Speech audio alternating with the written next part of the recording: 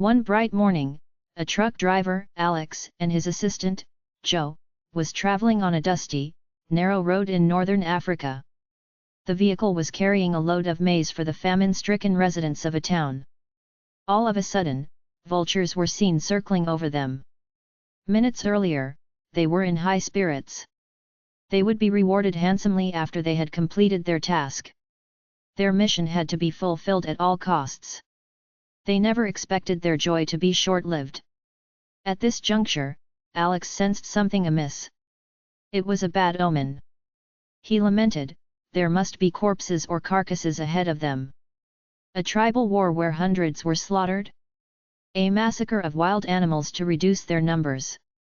Joe chipped in, no one can predict. Short distance away, more and more ugly-looking vultures appeared, much to their apprehension.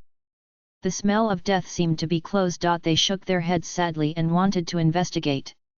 When they reached the scene, what they saw really shocked them. It was a ghastly sight. They were frightened out of their wits. 500 cattle were strewn all over a wide area near a dry waterhole. They must have died for lack of food and water. The vultures were having a happy time feasting on them. The stench was unbearable.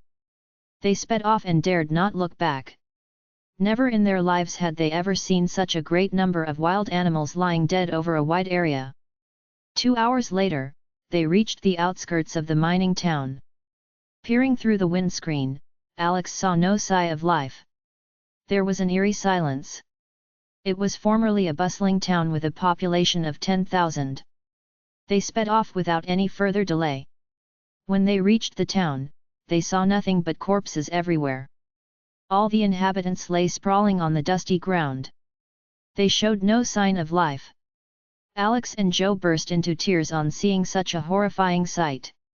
They came too late to save these famine-stricken inhabitants.